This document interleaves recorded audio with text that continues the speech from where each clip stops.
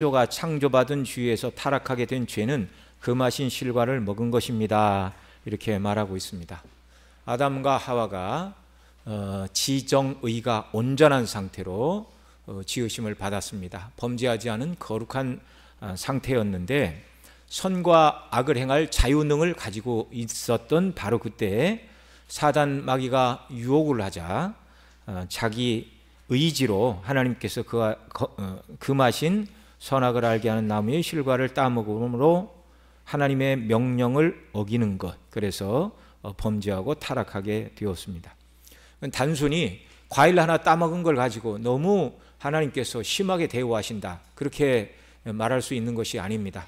다른 모든 과일은 마음대로 다 먹으라고 하셨어요. 다만 그 과일을 먹지 말라 하는 것은 그 과일에 독이 있기 때문도 아니고 하나님의 명령을 지키라는 뜻이죠. 나는 창조주이고 너는 피조물이니 너의 위치에서 마땅히 감당해야 될 하나는 이것을 따먹지 않으므로 내가 너의 창조주요 너의 주인인 것을 기억하라 라는 이 말씀을 어기고 하나님과 같아지려는 마음, 뱀이 유혹했죠.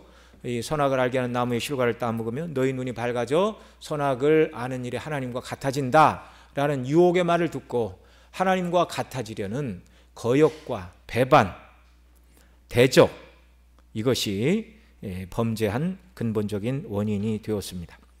자, 2번 보면은요, 아담과 하와가 죄를 범함으로 타락한 처지의 죄악성에 대하여 웨스트민스터 대유리 문답 25문에서는 이렇게 묻고 답합니다. 문체가 읽습니다. 사람이 타락한 그 처지의 죄악성은 무엇으로 구성됩니까? 아담의 첫 범죄의 죄책과 그가 창조함을 받았을 때의 의가 없음과 그의 본성의 부패로 구성되었다. 이로 인하여 그는 영적으로 선한 모든 것에 대해서 전혀 실증나며 불능하며 악에만 전적으로 또는 계속 기울어지게 되었는데 이를 보통 원죄라 일컬으며 이에서 모든 실제적인 범죄가 나온다. 아멘. 여기 소유리에서는 자세하게 다루지 않는 내용을 대유리에서 잘 설명해 주고 있습니다. 사람이 타락한 처지의 죄악성은 무엇인가? 아담과 그리고 그의 모든 후손들이 이 죄악성 아래서 이제 아담은 떨어지게 되었고 그의 모든 후손들은 이 범죄한 처지의 죄악성 아래에 태어나게 되었습니다. 그걸 뭐라고 그런다고요? 원죄라고 그런다고요. 아담이 지은 그 죄를 안고 태어나는데, 그래서 거기 보면 선에 대해서는 실증을 내고, 그러니까 타락하고 범죄한 그 원죄를 가지고 태어난 사람들의 본성은 선에 대하여 실증을 내고 선을 행할 능력이 없고 오직 전적으로 악으로만 기울어지고 계속적으로 악을 행하는 존재, 이걸 원죄라 일컫는다. 이에서 모든 실제적인 범죄, 곧 자범죄가 나온다, 그렇게 말합니다. 그러면서 바로 그 윗줄에서 그 원죄의 세 가지 특성을 설명하고 있죠. 사람이 타락한 처지의 죄악성, 이 말을 다른 말로 바꾸면 원죄는 첫째, 아담의 첫 범죄의 죄책과 두 번째, 그가 창조함을 받았을 때의 의가 없음과 셋째, 그의 본성의 부패로 구성이 되었다, 이렇게 말씀을 드릴 수 있습니다. 그래서 지난 시간에도 원죄의 세 가지 내용에 대해서 말씀을 드린 바 있는데요. 그 1번, 아래 1번 보면, 2번에 1번 보면 원죄 아래 태어나게 되는 사람의 타락한 처지의 죄악성은 첫째로 죄책, 다른 말로 죄책은 줄임말이에요. 무엇을 줄임말이에요? 죄책임. 죄책임 아래 태어난다는 것입니다. 이것이 아담의 죄가 그의 후손들에게 미치는 첫 번째 비참입니다. 죄의 책임, 곧 죄책 아래 태어난다는 말은 아담의 죄에 대하여 그 후손들이 함께 형벌을 받아야 한다는 말입니다. 그래서 원죄 아래 태어난 모든 인생은 죽음을 피해갈 수 없는 것입니다. 선악을 알게 하는 나무의 실과를 먹으면 정령 죽는다고 이미 선언해 놓으셨기 때문에 그렇습니다. 또한 그 죄로 인하여 죽음에 이르게 되는 육체의 노쇠함과 질병과 고통함, 이 모든 것들이 병들고 늙고 죽는 이 모든 것들이 무엇 때문에 찾아온다고요? 죄 때문에 찾아온다고요. 그리고 이 땅에서도 하나님과 생명의 관계가 끊어진 삶, 그건 영적인 죽음이에요.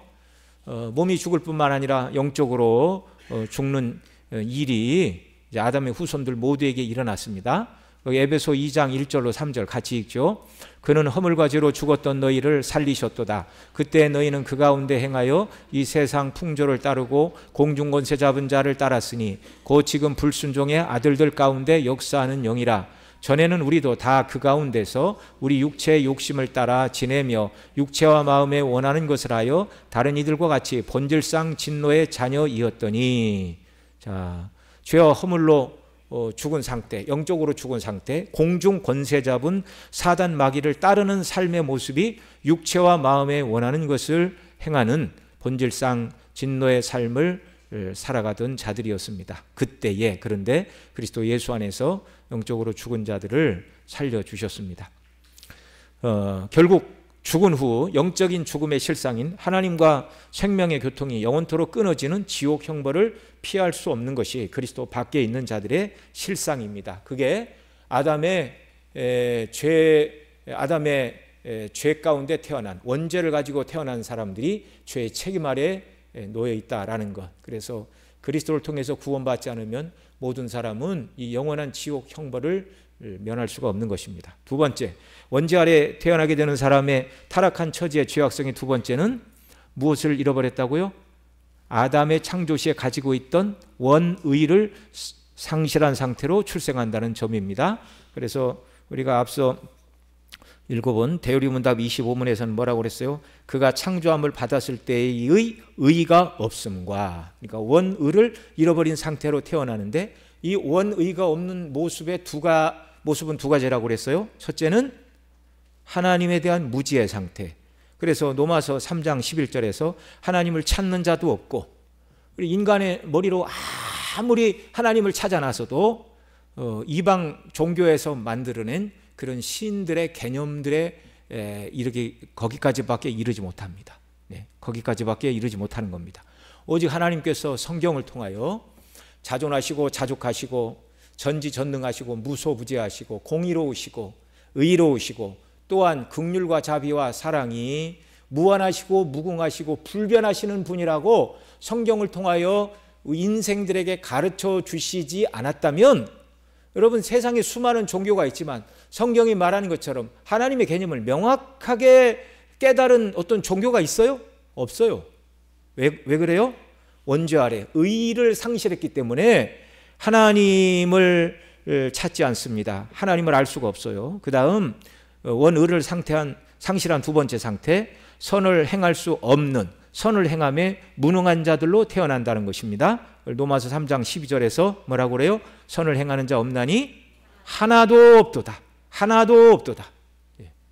원죄 아래 태어난다는 것은 첫째, 아담이 지은 죄의 책임 아래 태어난다는 말인데, 그것은 육체적인 죽음이고 영적인 죽음을 말하는 것이고, 두 번째는 의가 없는 상태, 하나님에 대한 무지, 그 다음에 선을 행할 수 없는 상태, 그리고 원죄 아래 태어난다는 말은 세 번째로 사람의 타락한 처지의 죄악성, 곧 본성이 부패한 상태로 태어난다는 말입니다. 그래서 아담의 모든 후손들은 육신의 정욕, 안목의 정욕, 이생의 자랑을 추구할 뿐이다, 그런 말이죠. 이 본성의 타락의 범위는 전인적이어서 창조될 때 하나님으로부터 받았던 순전성, 탁월성, 고상함을 다 잃어버렸어요. 그래서 하나님을 사랑하기보다는 자기 자신을 사랑합니다. 하나님의 영광이 아니라, 구원받지 않은 사람은 오직 자기 욕망이 삶의 1순위예요. 그리고 이웃을 내 몸처럼 사랑하라 말씀하셨지만, 그리스도 밖에 있는 사람들은 이웃을 내 몸처럼 사랑하는 것이 아니라 내 주변에 있는 모든 사람들은 내가 밟고 올라가야 될 사람들이에요. 내가 경쟁해서 그들을 떨어뜨리고 내가 원하는 것을 쟁취해야 될 경쟁의 대상입니다. 사랑의 대상이 아니라, 그런 말이에요. 이게 부패한 본성의 원리로 살아가는 사람들의 삶의 모습입니다. 크게 세 번째, 전적 타락 가운데 구원받지 못한 자들은 일반 은총의 영역 가운데에서 선을 행할 수 있으나 가장 큰 죄인 성령 회방죄를 짓습니다. 앞서 원의가 상실될 상태, 하나님에 대한 무지, 선을 행할 수 없는 상태. 그러면 사람들이 물을 거 아니에요? 아유, 왜 이 땅에 예수 안 믿는 사람들도 나름대로 착한 일을 많이 하는데 선을 행할 수 없다고 말합니까? 말할 때 그 선은 하나님이 기뻐하시는 의미의 선을 행할 수 없다, 그런 말입니다. 자, 그래서요, 첫째로 일반 은총 영역에서 행하는 선은 물에 빠진 사람들을 구해주는 일과 같은 그런 종류의 선을 행할 수 있어요. 하나님 기뻐하시는 선은 아닙니다. 자, 계속 봅니다. 그러나 영적으로 선한 일, 곧 하나님께서 기뻐하시고 명하신 선한 일인 하나님을 닮는 일들은 전혀 불가능한 존재들이에요. 그래, 바나바는 착한 사람이요 라고 말할 때 그 착하다라는 말이 아가토스, 선하다, 선하신 하나님을 닮았다라는 단어라고 말씀을 드렸죠. 저와 여러분을 구원하신 목적은 에베소 2장 10절 말씀처럼 선한 일을 위하여 지으심을 받았고 선한 일을 행하게 하려 하심이라 말씀하고 있는 그 하나님을 닮은 일, 하나님이 기뻐하시는 그 선을 행할 수 없다, 그런 말입니다. 성경은 사람이 하나님께서 기뻐하시는 일을 행하는 것은 사람의 능력 밖의 일이라고 예레미야 13장 23절에서 이렇게 말씀합니다. 같이 읽죠. 시작. 구수인이 그의 피부를, 표범이 그의 반점을 변하게 할 수 있느냐? 할 수 있을진데 악에 익숙한 너희도 선을 행할 수 있으리라. 아멘. 여러분, 사람의 피부를 사람이 마음대로 조정할 수 있나요? 표범이 그 반점을 변하게 할 수 있습니까? 불가능하지요? 그것보다 더 불가능한 것이 악에 익숙한 그리스도 밖에 있는 죄인들이 선을 행하는 일이다 라고 분명하게 말씀해 주고 계십니다. 사람의 모든 외적인 죄는 내면적인 마음에서 흘러나옵니다. 죄인이 중생하여 마음이 영적으로 청결해지지 않는 한 외적으로 참된 선을 행할 수가 없는 것입니다. 그래서 거듭나지 못한 사람은 자신의 외면적인 삶을 개선해 보려고 노력하나 하나님 보시기에 여전히 죄와 허물로 죽은 자에 지나지 않습니다. 그러니까 거듭나지 않는 사람들이 행하는 선한 모습은요, 외적인 모습에 지나지 않는다, 그런 말입니다. 외적인 삶을 어느 정도 개선할 수 있으나 새로운 마음을 소유하지 못하였기 때문에 하나님 보실 때 진정으로 선한 일을 행할 수 없다, 그런 말씀입니다. 자, 두 번째, 구원받지 못한 자들의 가장 큰 문제는 성령 회방죄를 범한다는 것입니다. 성령 회방죄는 성령님을 직접 모독하는 죄라기보다는 예수 그리스도의 복음을 끝까지 무시하고 배척하는 것이 성령 회방죄입니다. 왜냐하면 성령께서 행하시는 가장 큰 직임은 예수 그리스도의 구주 되심을 택한 백성들에게 증거하고 믿게 하시는 일입니다. 예수 그리스도께서 하나님의 아들로서 사람의 몸을 입고 이 땅에 오시어서 모든 율법에 순종하심으로 의를 이루셨고, 이걸 이제 우리가 능동적 순종이다, 그렇게 말하죠. 그리고 택한 백성들의 모든 죄를 대신 짊어지시고 십자가에서 대속의 피를 흘리시고 정말 구속의 은혜를 베풀어 주셨습니다. 대신 값을 지불했다, 그런 말이죠.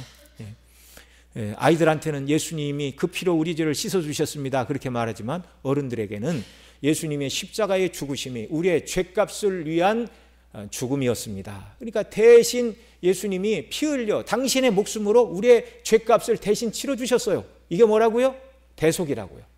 이 십자가에서 베풀어 주신 은혜를 이제 개혁신학자들은 수동적 순종이다, 그렇게 표현을 하고 있습니다. 바로 예수님께서 우리 대신 율법의 요구를 다 이루신 능동적 순종과 십자가에서 우리 죄값을 치르시기 위하여 피 흘려 죽으신 그 수동적 순종이 예수님이 이루신 이 의, 이것을 믿게 하시는 것이 성령님의 역사인데, 아무리 복음을 증거해도 끝까지 이것을 믿지 않는 건 바로 그것이 성령 회방죄이다라는 말씀입니다.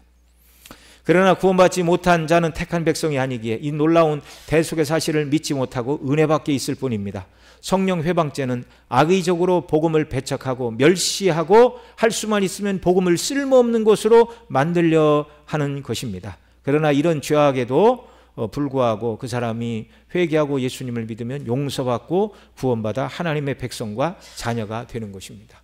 여러분, 택한 백성이라 할지라도 처음부터 복음을 전하면 한 번에 예수님을 믿는 경우가 있습니까? 없습니까?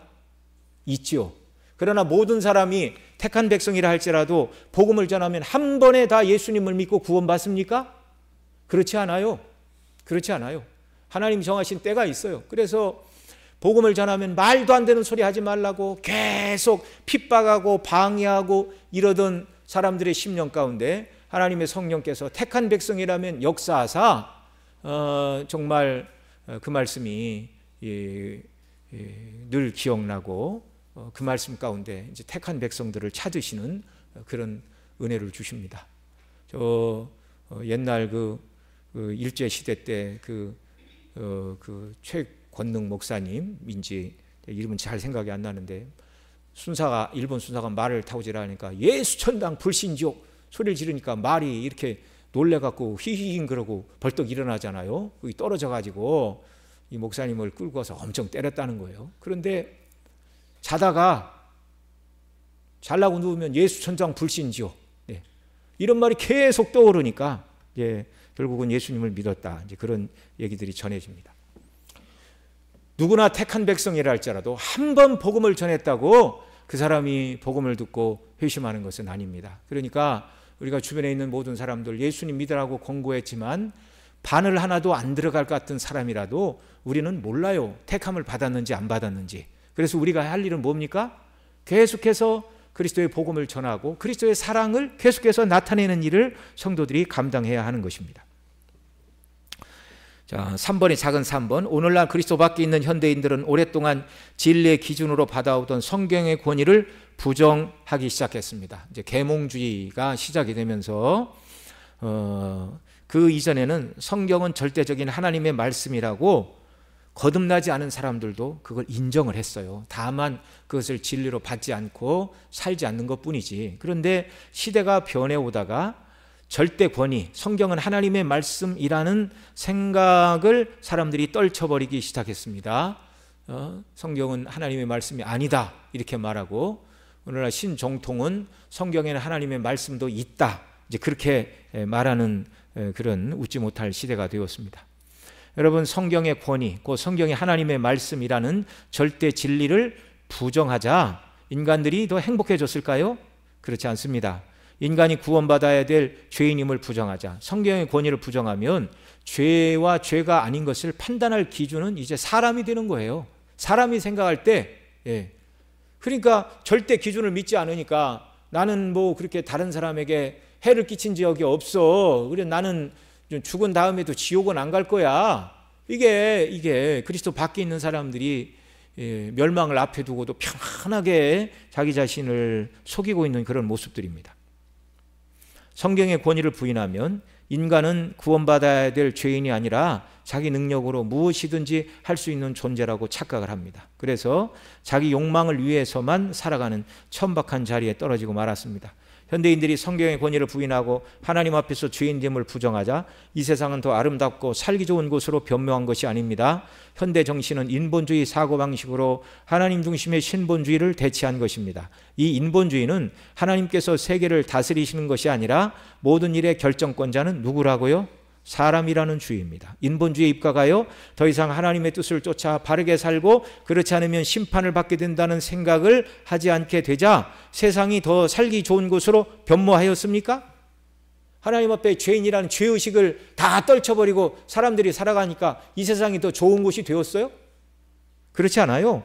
하나님의 영광과 하나님께서 명하신 이웃사랑을 실천하는 대신 눈에 보이는 물질과 쾌락을 두고 서로 경쟁하며 다투게 되었고 원하는 것을 얻기 위하여 양육강식, 약한 자는 먹히고 강한 자가 먹는 이 정글의 정신이 이 세상을 지배하며 피를 튀기며 경쟁 속에 서로 스트레스를 받고 살다가 그리고 죽으면 어떻게 돼요? 영원한 지옥 형벌에 떨어질 뿐입니다. 오늘 소일문답 16문에서는 아담과 하와의 죄가 그의 후손들에게 전가되는 원죄의 교리를 이렇게 가르치고 있습니다. 자, 문 제가 읽고 우리 성도님께서 답을 읽어주시기 바랍니다. 아담의 첫 범죄로 모든 사람이 타락하였습니까?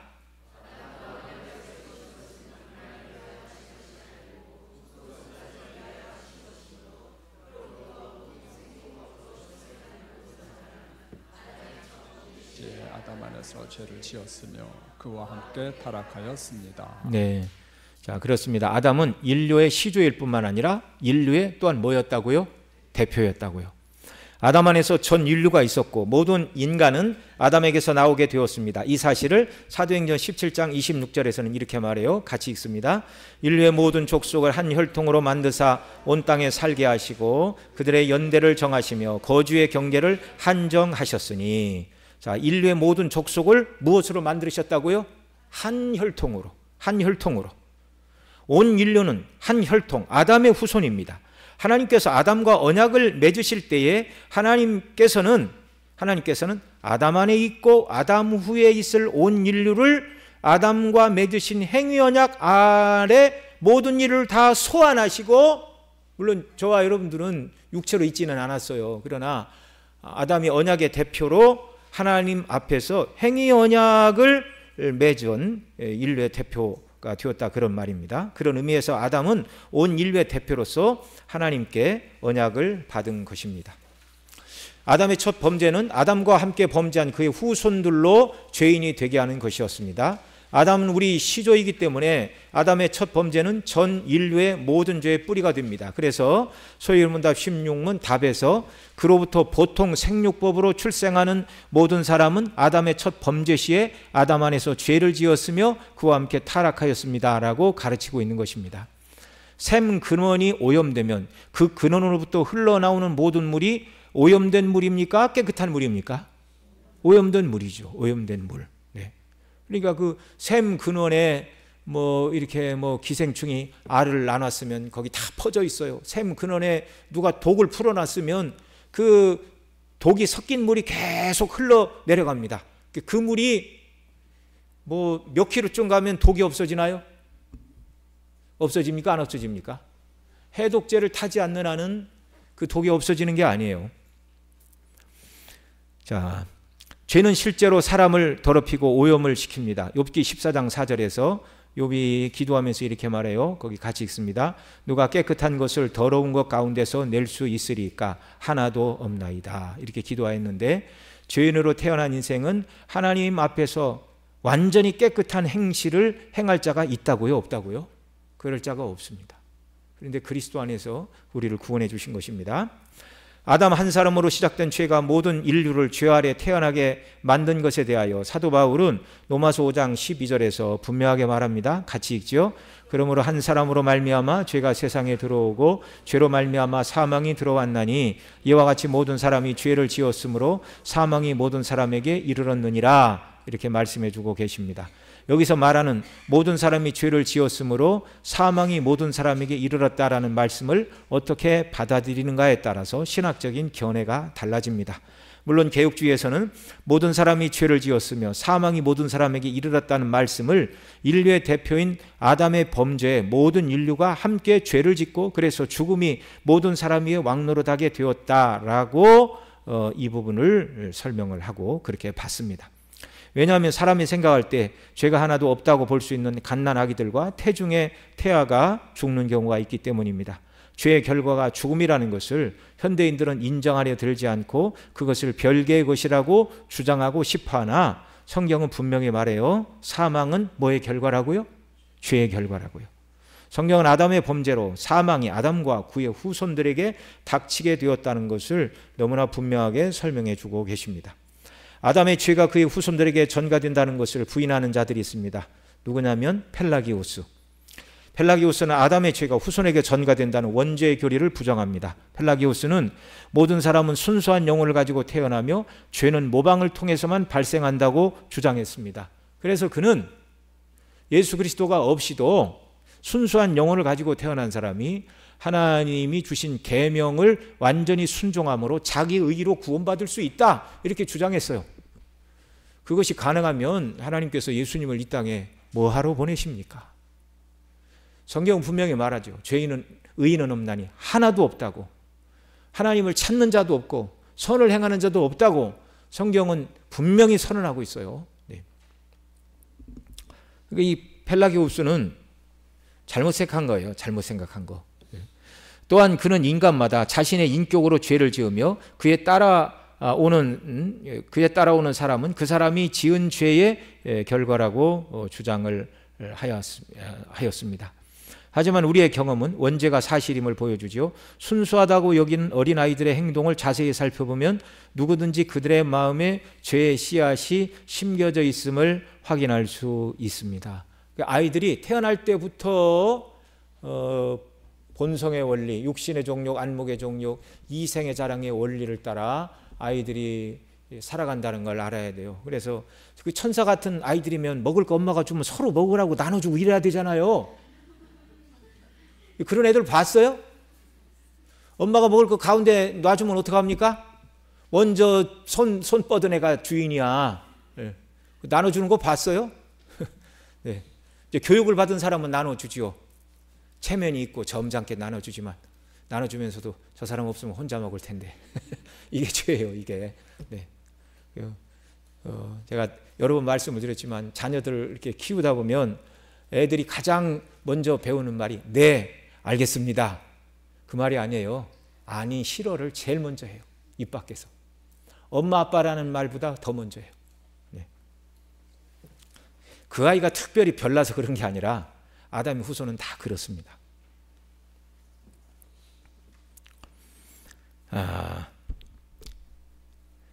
자, 어린아이들이 어른에 비해 순수한 것은 사실이나 그것은 상대적인 순수예요. 죄를 실행할 지혜가 부족하고 죄를 실행할 능력이 부족해서 죄가 안 드러난 것뿐이지 어린아이에게 죄성이 있다고요? 없다고요? 죄성이 있다고요. 여전히 죄인이라고요. 자, 5번에 두 번째. 그러나 펠라기우스가 원죄를 부정하는 주장은 다음에 몇 가지 이유로 개혁주의 입장에서는 받아들일 수가 없습니다. 첫째, 펠라기우스는 모든 사람은 자신이 지은 죄로 인하여 죽는다고 주장하였으나 그러나 태중의 태아가 죽거나 갓난아기가 죽는 것은 어떻게 설명합니까? 그 아이들이 실제적으로 죄를 행한 바가 있어요? 없어요? 없어요. 없어요. 죄악된 본성을 가지고 어머니 속에서 태어났지만 죄악된 본성 자체를 가지고 하나님이 심판하시는 것은 아닙니다. 이해가 되죠? 죄가 실행이 안 됐잖아요. 그런데 태중에 태아가 죽고 갓난아기가 죄를 짓기도 전에 하나님이 불러가시고 죽는 경우가 있는데 그런 경우는 그 아이의 죄라고 말할 수 있어요? 있어요? 없어요? 없는 거예요. 그러니까 이 펠라기우스가 모든 사람은 자신의 죄로 인하여 죽는다고 말하는 주장이 성립할 수 없는 것이고요. 같은 이유로 2번 펠라기우스의 이 주장은 로마서 5장 12절 모든 사람이 죄를 지었으므로 라고 말씀하시는 대로 모든 사람이 인류의 대표인 아담의 범죄로 인해 죄를 지은 자들이 되었다는 이 구절의 말씀과도 모순이 됩니다. 어린아이들의 죽음이 그들의 죄 때문이 아닌 것에 대하여 그 다음에 로마서 5장 그 뒷부분 14절 우리가 읽었죠. 아담의 범죄와 같은 죄를 짓지 아니한 자들까지도 사망이 왕노릇하였나니. 그러니까 아담은 죄를 지어 죄인이 되었어요. 그의 후손으로 태어난 자들도 아담과 같이 범죄하지 않았지만 어린아이가 죽는 것은 바로 죄를 짓지 않은 자들까지도 사망이 왕노릇하는 원죄가 후손들에게 나타나기 때문이다라는 말입니다. 그 다음 5번의 작은 3번 아담 안에서 모든 사람이 죄인이 되었다고 말씀하는 죄의 보편성에 대한 말씀은 우리가 아담 안에서 범죄했다고 선포된 것처럼 더 중요한 개념이 여기 있어요. 대표성의 원리. 그리스도 안에서 의롭다고 선포된다는 것을 말씀하면서 지금 사도 바울이 이 말씀을 가르치고 있어요.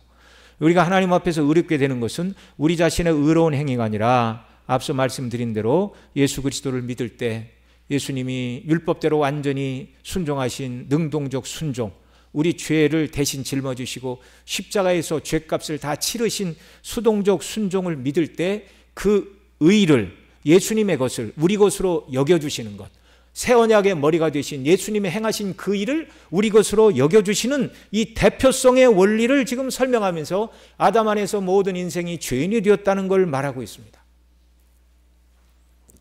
참으로 이 대표성의 원리는 예수님 믿고 구원받은 저와 여러분들에게는요 너무나 영광스럽고도 복된 대표성의 원리인 줄을 믿으시기 바랍니다.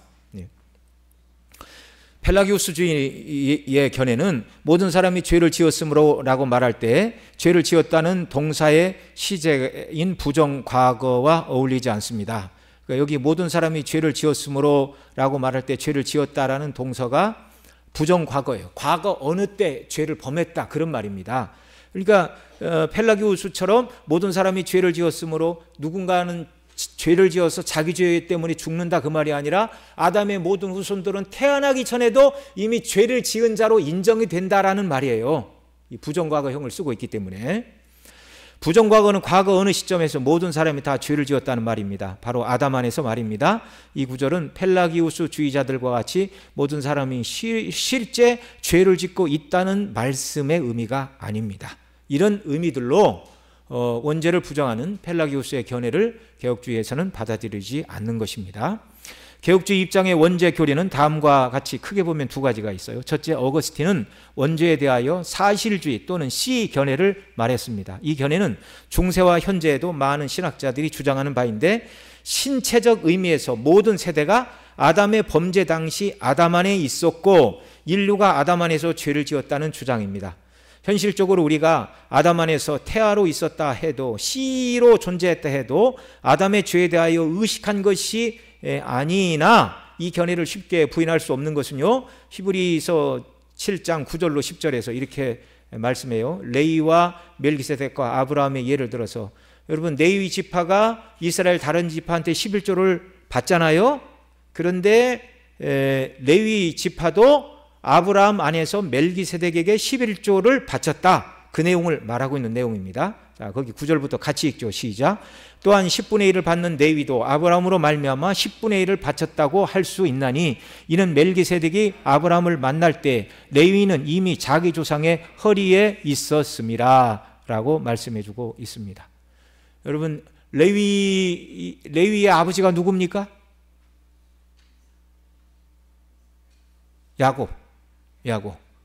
야곱의 아버지 이삭, 이삭의 아버지 아브라함. 그러니까 레위는요, 아브라함으로 치면 증손자뻘이에요. 증손자뻘. 이해가 되시죠? 그러니까 이 땅에 존재가 없었어요. 존재가.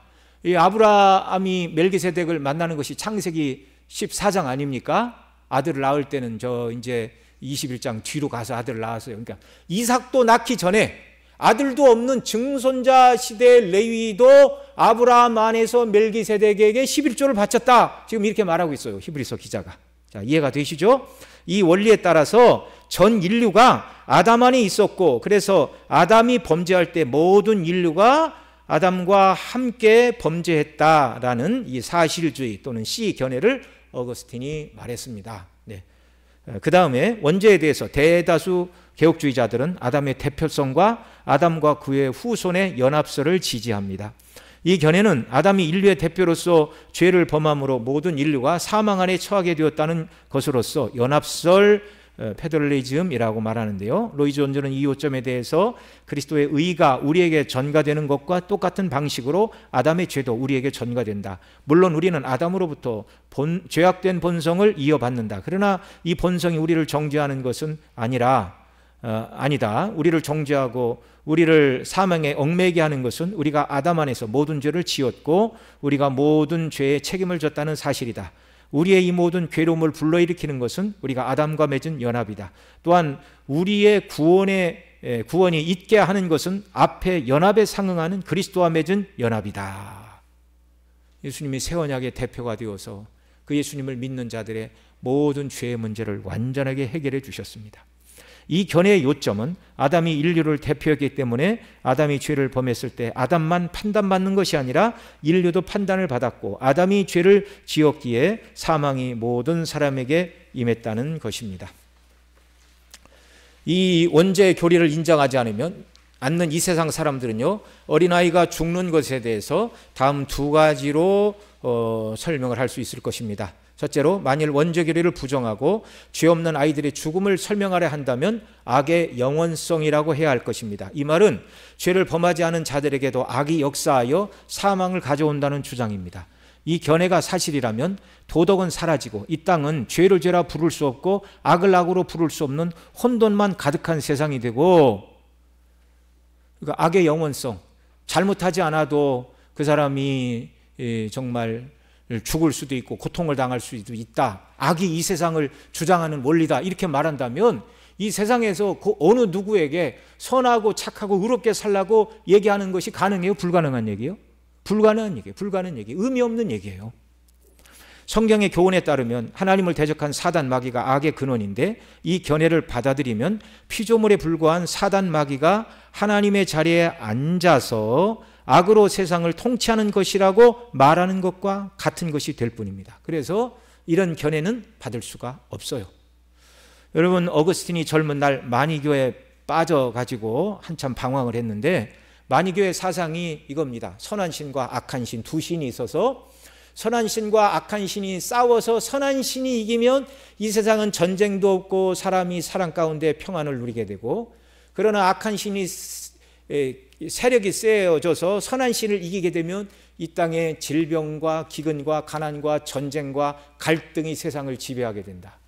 그러니까 어떻게 보면 하나님 없는 사람들 나름으로는 이 세상이 왜 이렇게 악한가, 왜 선한 것이 고통을 받는가라는 이런 철학적인 질문을 던지는 사람들에게는 나름대로 대답이 되는 것 같아요. 예. 그러나 여러분, 우리는 분명히 알아야 됩니다. 이 땅은 선하신 하나님이 계시고 악한 신이 따로 있어서 선한 신과 악한 신이 싸우는 것이 아니라, 하나님을 거역한 천사가 정말 타락하였고 또 그리스도 밖에 있는 거듭나지 않은 자들을 미혹하는 것이 이 악의 세계이나 이 모든 악의 세계도 하나님의 권능의 왕국 안에 있음을 믿으시기 바랍니다. 하나님의 권능의 왕국 안에서 악이 기승을 부리고 악이 선한 자들을 삼키지 못하도록 하나님께서 지금도 이 세상을 보호하고 계세요. 그리스도 예수 안에 있는 자들에게는 이제 그리스도의 통치를 받는 영광의 왕국의 백성이, 은혜의 왕국의 백성이 되었습니다. 그리스도의 대속의 은혜로 우리를 구원하사 정말 세상 사람들이 당하는 육신적인 고난은 함께 당할 수 있으나 영적으로는 이미 다 구원함을 받은 자들이죠. 그리고 예수님 다시 오시면 죄와 악이 완전히 불못에 떨어지고 의로운 나라, 영광의 왕국으로 저와 여러분을 인도해 들이심을 믿으시기 바랍니다. 이 세상은 악이 있지만 그 모든 악 위에도 하나님이 통치하시는 권능의 왕국 아래서 악을 하나님이 일부 허용하셨을 뿐이다. 이걸 꼭 기억을 하시기 바랍니다. 자, 그래서 이 어거스틴이 이 만유계에 빠져서 허랑방탕하게 살아가고 있을 때, 해가 질 무렵 아이들이 담 밖에서 이렇게 노래하는 아이들의 소리 같은 음성이 들렸다 그러죠. 어떤 음성이 들렸는가? 톨렐레게 톨렐레게 집어 들어라, 집어 들고 읽어라, 그런 말입니다. 그래서 어거스틴이 그 앞에 있는 성경을 집어들고 펴서 읽은 곳이 로마서 13장 13절로 14절이라고 그러죠. 낮에와 같이 행하고 방탕하거나 술 취하지 말며 음란하거나 호색하지 말며 다투거나 시기하지 말고 오직 예수 그리스도로 옷 입고 정욕을 위하여 육신의 일을 도모하지 말라라는 말씀을 읽을 때 성령께서 그 어거스틴으로 하여금 그 말씀 앞에 꼬꾸라지는 은혜를 주셨습니다. 그래서 이 어거스틴도 로마서를 읽고 새로워졌고요. 루터도 로마서 1장 17절 오직 의인은 오직 의로 말미암아 살리라. 네, 예. 그 말씀을 읽고 그가 정말 하나님의 복음 진리가 무엇인가를 깨닫게 되고 뭐 종교계를 일으키겠다 한 것은 아니지만 수많은 사람들이 이 로마서의 말씀을 읽고 묵상하고 들을 때 거듭나는 그런 은혜를 주셨습니다. 이 말씀 앞에 꼬꾸라지는 은혜를 주셔서 정말 위대한 신학자로 하나님께서 그를 붙들어 쓰셨습니다. 자, 원죄를 인정하지 않는 세상 사람들, 그들에게 죄 없는 어린아이들이 죽는 것이 무엇이냐라고 굳이 설명을 해야 된다면 힌두교의 윤회설을 받아들여야 됩니다.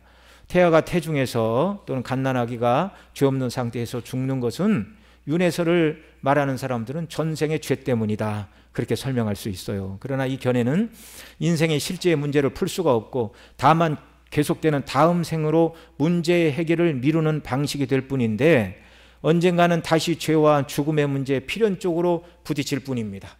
여러분, 이 세상의 삶 가운데 선을 행하여 완전한 구원에 이를 만큼 의로운 사람이 있어요, 없어요?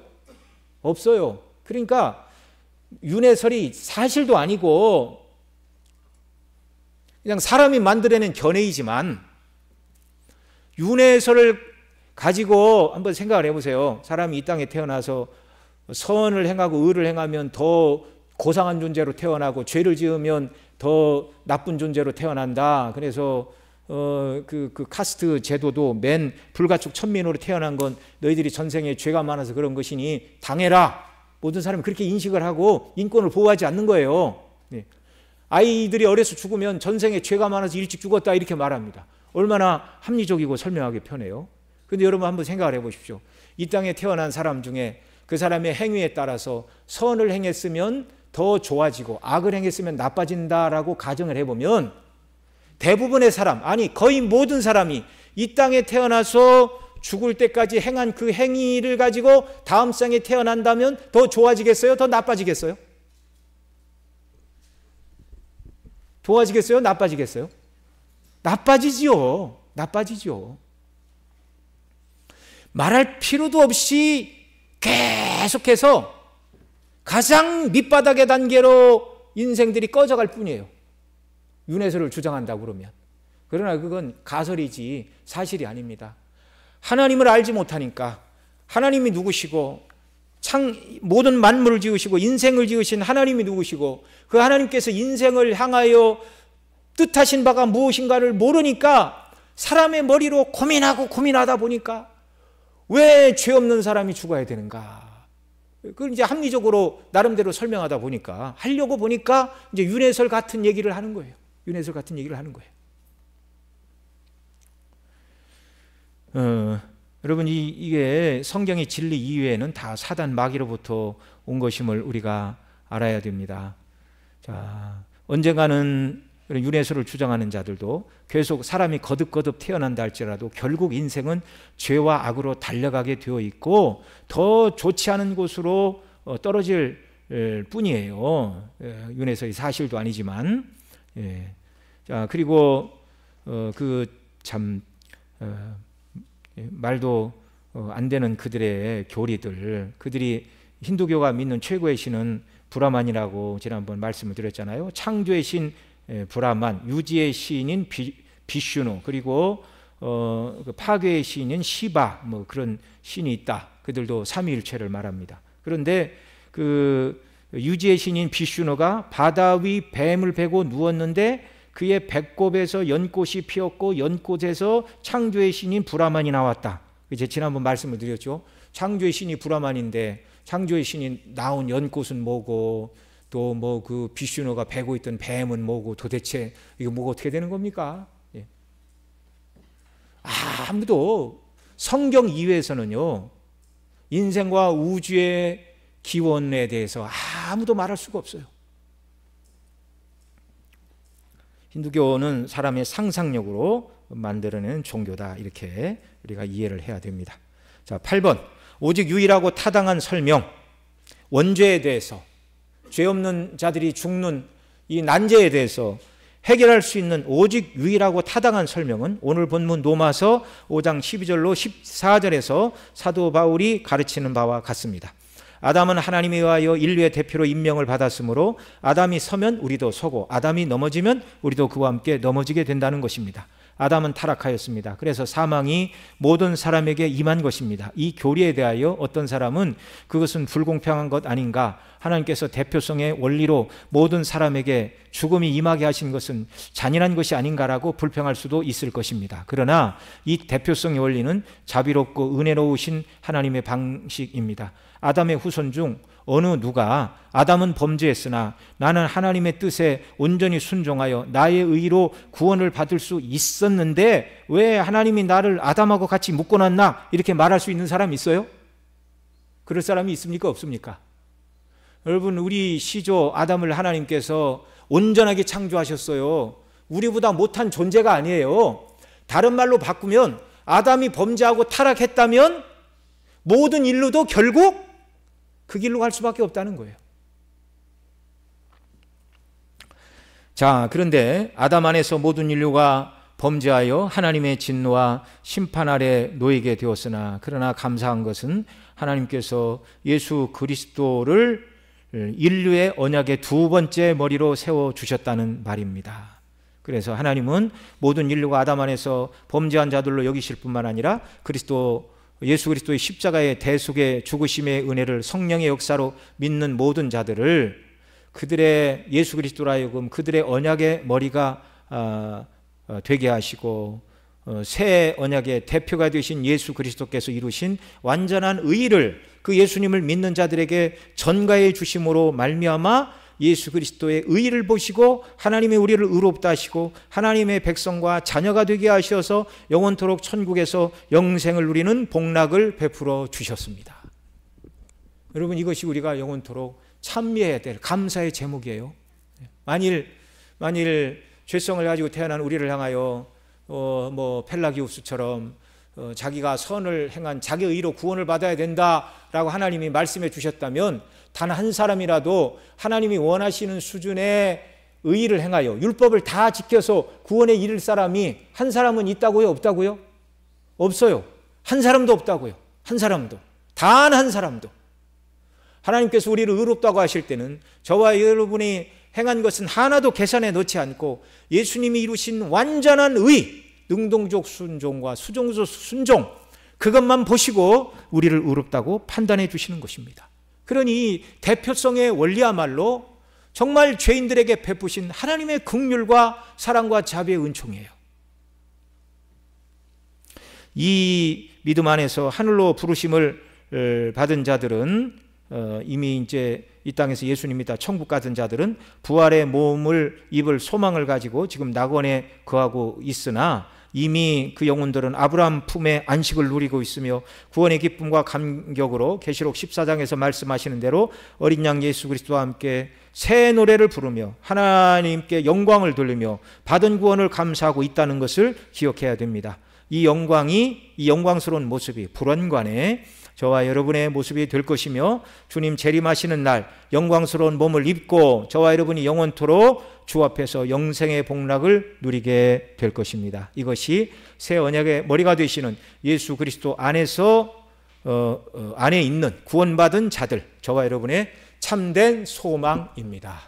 아멘. 우리 함께 기도하겠습니다. 아담 안에서 죄인이 되어 죄의 책임으로 영원한 지옥 형벌을 면할 길이 없는 저주받은 자들이었는데 언약의 머리 되신 그리스도 예수께서 행하신 그 일을 믿을 때 우리 것으로 여기심으로 말미암아 죄 없다 선언하시고 의롭다 여겨주시고 하나님의 백성과 자녀로 삼아주시고 또 주님 다시 오시는 날 부활의 영광스러운 몸을 입고 영원토록 삼위 하나님과 교통하는 영생의 복락을 약속해 주시니 감사합니다. 이 기쁨과 감격을 가지고 이번 한 주도 살아가게 하시고 우리 남은 생애가 이 천국의 소망을 바라보고 하나님께서 우리를 지으신 목적인 선한 일, 하나님을 닮아가는 일을 감당하는 순례자들이 되는 은혜를 주옵소서. 우리 통성으로 함께 기도드리겠습니다.